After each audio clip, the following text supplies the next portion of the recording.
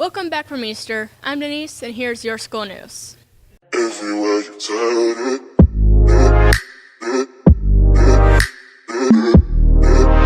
Everywhere you turn it. Over spring break, seniors went on the first senior trip in 4 years. Only 33 students went, and here's an overview of the trip. Students left at 11 p.m. April 5th. They arrived at the resort around 4 p.m. the next day and had the rest of the evening to relax. Friday, they went to Daytona Beach and later to Universal's Grad Bash, in which the park's only open to seniors across the nation and chaperones. To wrap up the trip, Saturday was Aquatica Water Park, and then arriving home around 8 a.m. on Sunday. Sydney Hill, attending the senior trip, had this to say: "I'm excited because I've never gone to Orlando, and I'm happy that I got to experience this with my friends." Last Thursday, the Bullwood East Advanced Choir and Concert Choir went to Oldham County Performing Arts Center for contest. Claire Carney, member of Advanced Choir, had this to say: "I think the performance was good. We practiced well." The choirs then watched performances from other schools, such as Bullitt Central, Oldham County, and Spencer County schools. There was talent from all of the schools there, including a middle school choir. Most songs were either religious or in a foreign language. Advanced Choir received a score of Distinguished. Congratulations to both choirs. Up now is the electoral dysfunction with Ethan. I attended the senior trip as well, and this is this week's electoral dysfunction. You dropped the bomb on me, baby. You dropped the bomb on me, but you turned me on. You dropped the bomb on me, baby. You dropped the bomb on me. I'm sure you've all heard about the recent news about North Korea threatening the U.S. This has been on the brink for many years, and it's finally becoming reality. The North Koreans had a failed missile attempt last week. There may be a chance that the U.S. might have had something to do with it. But the era of strategic patience is over, Vice President Pence said. President Trump has made it clear that the patience of the United States and our allies in this region has run out, and we want to see change. We want to see the North Korea abandon its reckless path of the development of nuclear weapons, and also its continual use and testing of ballistic missiles is unacceptable. I pray that our military takes action and ends the reckless behavior of the North Koreans. In other recent news, anti-Trump protesters are demanding to see his tax returns. As many Americans begin to file their annual tax returns, groups of protesters around the country have taken to the streets to pressure President Trump to release his. Trump is under no legal obligation to release his tax returns, and there is currently no evidence that President Trump has not paid his fair share of tax. One of these groups is a group of paid protesters known as Antifa, and they may have been causing the commotion and behaving recklessly since President Trump was elected. They claim to be anti-fascist, but they are just hypocrites. Fascists attack anyone who doesn't agree with them, and Antifa has been guilty of that. Antifa is the real fascism here in the U.S. Antifa also covers their face because they're spoiled millennials who would have their allowance stripped if they even would show their face.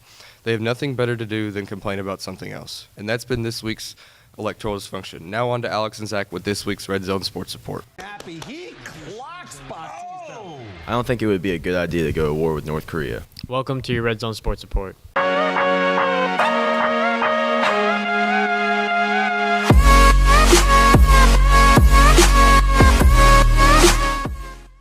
Over spring break, the baseball team traveled to Orlando, Florida to play baseball at the Braves spring training facility against teams from all over the East Coast. The Chargers played 5 games against 4 different states, including Ohio, New York, Virginia, and Georgia. The Chargers' record ended with 3-2, and their 2 losses coming from the Oakwood Knights from Ohio. Chargers lost their first game with a score of 7-6, and they lost their second game with a score of 4-3. Even though they had 2 losses during their trip, they came out with a positive record. On April 16th, the track and field team competed at the Johnny Kahn Invitational. Here are some of the highlights from the Invitational. Lauren Masden placed 5th in the girls' 1,600-meter run. Brianna Poole placed 11 out of 46 in the girls' 400-meter dash. Claire Feldhaus placed 13 out of 46 in the 400-meter dash. Lauren Masden placed 4 out of 39 in the 800-meter run. And Connor Green placed 8 out of 46 in the boys' 400-meter dash. This past week, the baseball team competed against Garrett County at home. The Chargers came out on top with a score of 10-0. Michael Obred hit 2 solo home runs to extend the lead. Mitchell Langley hit a walk-off home run to win the game for the Chargers. The baseball team also played PRP and Greenup County. The Chargers lost to PRP 6-5. They were winning up until the 7th inning. Mason Kelly was pitching, and the Panthers went on a hot streak, scoring 3 runs, which let them take the lead by 1. The Chargers also lost to Greenup County with a score of 4-3. Garrett Simpson started on the mound and gave up 2 runs in the first innings. The Chargers ended up rallying back with 2 runs. Greenup got the best of them and scored 2 runs and defeated the Chargers.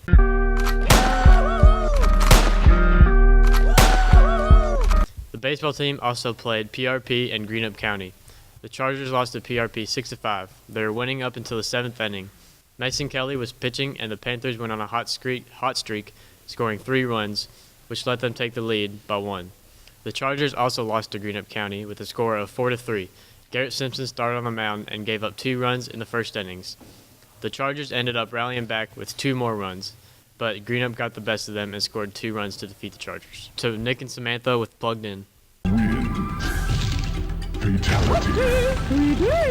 Congrats to the baseball team on their win in Florida. Welcome to Plugged In.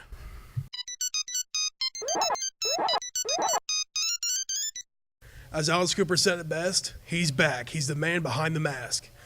Friday the 13th is one of the most highly anticipated horror titles of all time. You will finally be able to take on the role as Jason Voorhees and Camp Crystal Lake counselors in this new Friday the 13th game. And not the crappy Super Nintendo Entertainment System version made by LJN. In this one, it is a third-person horror survival game where players will take on the role as a teen counselor, or for the first time ever, Jason Voorhees himself. You and 6 other unlucky souls will do everything possible to escape and survive, while the most well-known killer in the world tracks you down and brutally slaughters you in numerous ways. That'll make some of the hardcore horror fans cringe. You and your friends are dead, game over, is what I would say if this was on the Nintendo Entertainment System. Last Sunday, CBS aired a Bee Gees Grammy tribute. The tribute features many stars from pop to country music artists.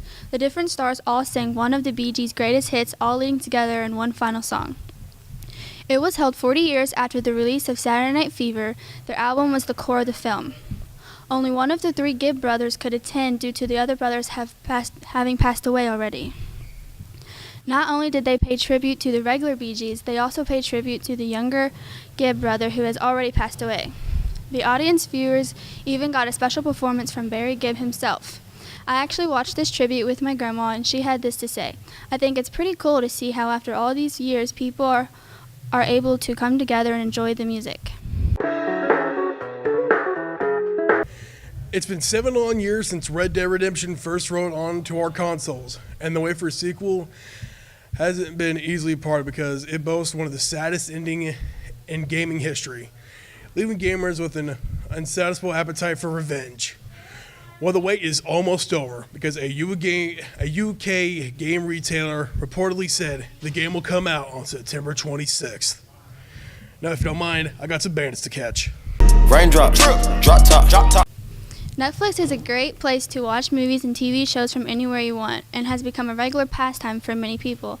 Netflix has even started creating their own original TV shows like Daredevil, Jessica Jones, Orange is the New Black. However, there is a show that has become increasingly popular amongst its viewers. 13 Reasons Why follows teenager Clay Jensen in his quest to unravel the story behind his classmate and crush Hannah and her decision to end her life. There are 13 episodes. Each episode has a reason for her ending her life, and it shows how it has affected the people around her. The show has been called truly affecting. 13 Reasons Why has been praised for speaking out about the topics that many adults or people in general don't like to face and turn a blind eye to. Variety.com has said 13 Reasons Why does an exceptional job depicting the intense emotions and formidable social pressures of adolescence without being condescending to any viewers, whatever the age. That's all for Plugged In, and now back to the main studio. Have a killer weekend. See you on Monday. Stay classy, Charger Nation. See you next week. Bye. And don't forget, make Charger Nation great again.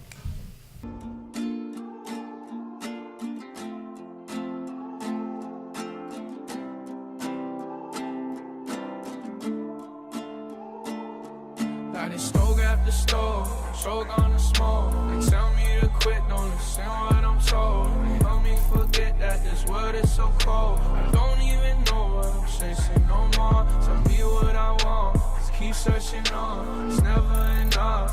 Cup